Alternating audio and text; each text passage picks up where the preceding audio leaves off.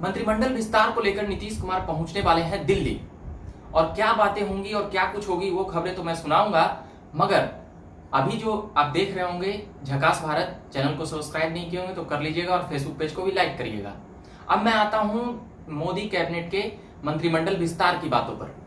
जैसा कि लगातार खबरें हम सुना रहे हैं कि कौन कौन मंत्री बन सकते हैं, इसको लेकर अब नीतीश कुमार चिंतन और मंथन के लिए बीजेपी के आला कमान से और नरेंद्र मोदी से भी इस पर बातचीत हो सकती है।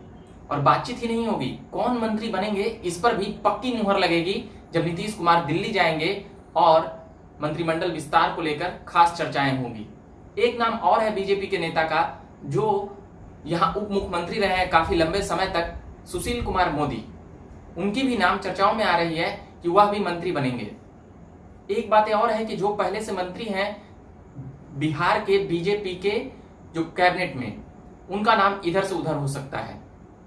एक बवाल तो हम लोग जान ही रहे हैं कि रामविलास पासवान के गुजरने के बाद जिस तरह से एलजेपी में घमासान मचा है, तो उनके चाचा पशुपति कुमार पारस के नाम पर मंत्रालय की बात चल रही थी, मगर वह पीछे चले गए हैं क्योंकि चिराग पासवान ने बागी तेवर को एकदम से सभी लोगों के सामने खुलेआम अलग अलग प्रकार के चुनाव आयोग में जिस प्रकार की बातें हुई, तो पशुपति कुमार पारस का मंत्री बनने की संभावनाएं घट गई है।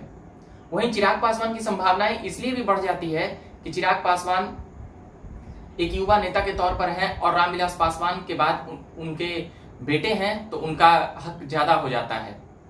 इस कारण से भी चिराग पासवान का हक ज्यादा हो जाता है क्योंकि वह मोदी के फेवरेट हैं और लगातार वह मोदी के हनुमान बताते हुए नजर आते थे बिहार विधानसभा चुनाव में।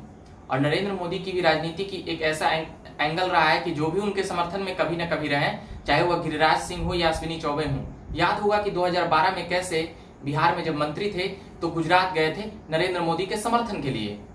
उसके बाद तो ये सभी बातें चिराग पासवान के फेवर में है कि उनकी खूबी यह है या उनकी नजदीकी नरेंद्र मोदी की तारीफ की इतनी ज्यादा लिस्ट है कि उनकी मंत्रालय बनने की संभावनाएं अधिक हो जाती है।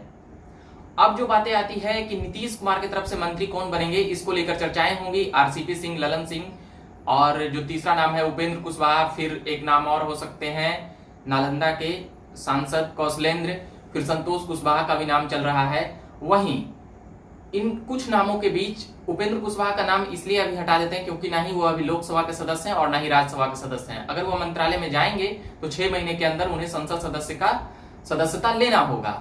तो अब देखना यह है कि नीतीश कुमार के दिल्ली जाने की खबर के बीच में जो ये मंत्रालय को लेकर घमासान मचा है, यह अभी लगातार बिहार में जारी रहेगी।